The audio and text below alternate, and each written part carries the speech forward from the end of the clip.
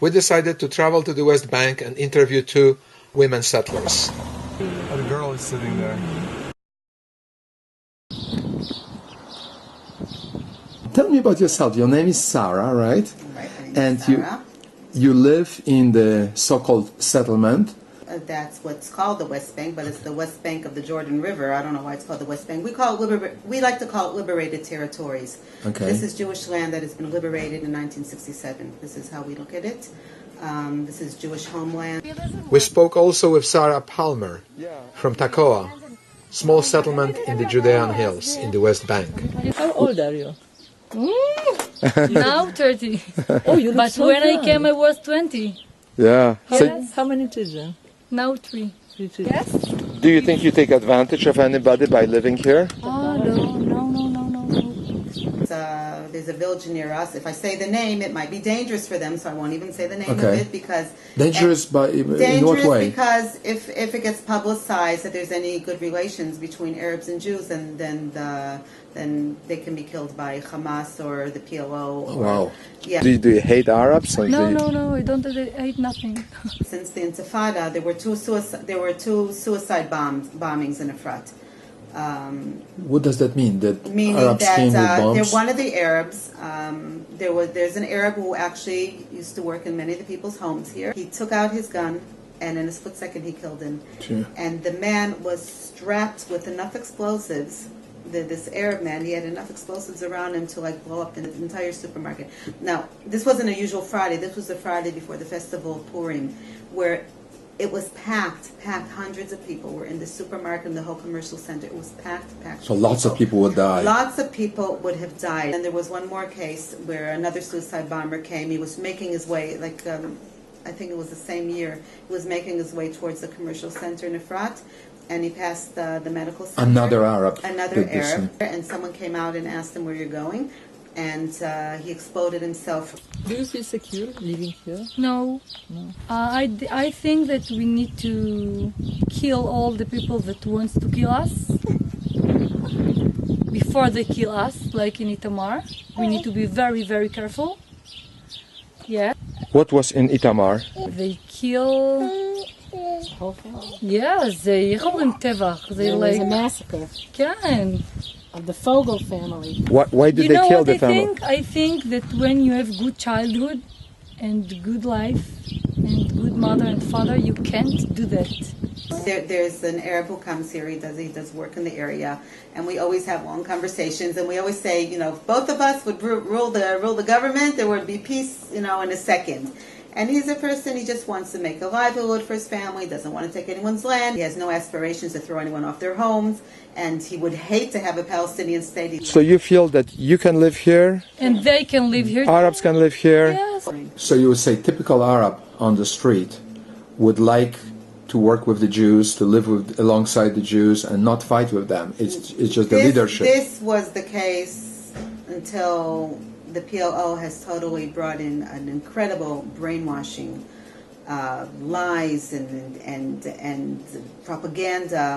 Our soldiers don't rape Arab women. They don't. It's not. I know it happens in armies, but our soldiers, I can stake my life on it. Our soldiers do not rape Arab women. So they have their people dressed up as Israeli soldiers, raping women, murdering, killing, decapitating.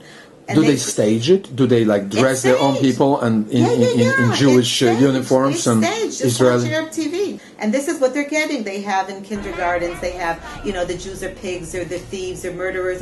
You'll see a Mickey Mouse, and you'll see all these children characters, from cartoons, and then you see these little children, cute little innocent children. They're saying the Jews they're pigs and they're monkeys and they're stealing our land and they're destroying their land and they're polluting the land. They get, and while in our kindergartens we sing songs of peace, songs of love, songs of our festivals. Theirs is all jihad, kill the Jews, murder the Jews, and a whole generation. This is already the second generation that has been so terribly, terribly brainwashed, and people sort of ignore that part. We can't talk now. We can't. You cannot. No. Why not? Why not? Do you want to talk to them? Yes, I'm going. Yes. Every holiday, every time I can, every Shabbos, we are going and talking. This picture above here shows 3 places that are part of Israel, and one is the cave of the Machpelah, where our forefathers are buried, and the other one is the Beit HaMikdash, which is our holy temple, and the third one is Joseph's tomb, which is in Nablus. These are the three places that the Arabs want. What do you do for a living? I'm sewing wedding dress. Okay, so you know that some people say that they should boycott your product because you are Jewish and from settlements. יש חרם על ההתנחלויות. באמת? She didn't hear about it. In America, It takes long for the news to travel to Tekoa. Anti-Semitism today is anti-Zionism. It's the same thing. It's the same thing with a different name. They love to say, "Oh no, we're not anti-Semites. We have nothing against Jews, and we're anti-Israel." It's the same thing. It's exactly the same thing because they set standards for Israel that no country in the world would have to go according to those standards. They give them cameras so they can stage their own. I mean, there have been so many cases during the Intifada where they staged people being killed, and then they followed up. The people who were lying down dead got up and just walked away. It was part of a stage. And I would like to go back to where the Arabs came from. I mean, there are Arab villages here. 100 years ago, did those Arabs were here like indigenous population before the Jews, that they lived here for hundreds of years? No. Or they emigrated here? Like There were some Arabs here, but when we moved to Efrat 26 years ago, between here and Hebron, it was empty. You go on the road. The land was empty. You wouldn't see anything.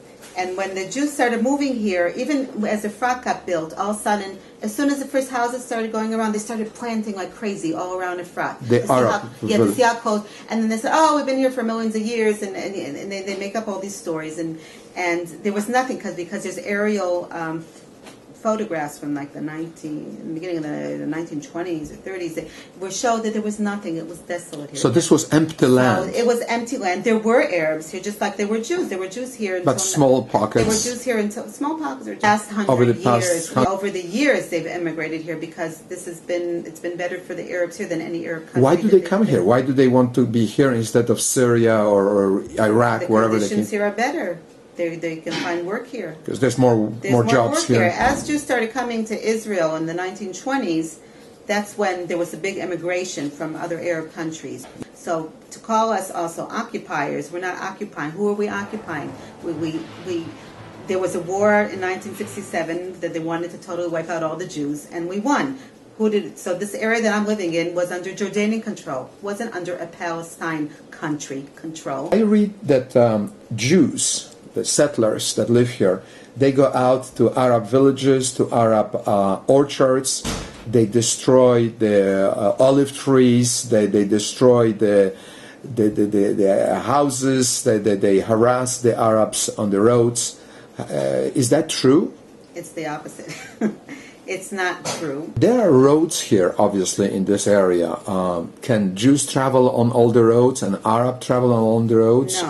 Or there's some separation? There's area A, B, and C now. C is where you can drive freely, and B only security, and A is only Arab control. Like if I wanted to go into Bethlehem, when we moved to Efrat, we used to go through Bethlehem to Jerusalem. That was our road.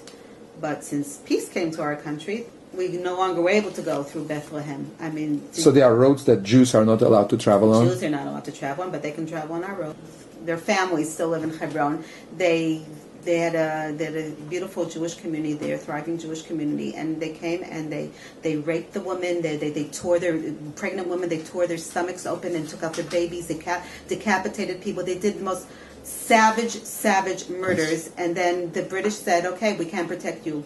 Leave." So Jews had to leave. So Jews left from 1929 till 1967. There were no Jews in Hebron. There were no Jews in Hebron because they were expelled. Can you, as a Jew, buy a house in an Arab neighborhood and just settle there, move with your husband and children, and just live there like a good neighbor? Or would that be a problem? Suicide, I could. No, they would never sell. The opposite. If an Arab sells land or a house to a Jew, he has a death notice on. He has a death threat on him. By whom? By the other Arabs? Yes, there have been Arabs who have sold homes to Jews, and like in places in Jerusalem, like the city of David, and they had to escape for their lives. They had to leave the country.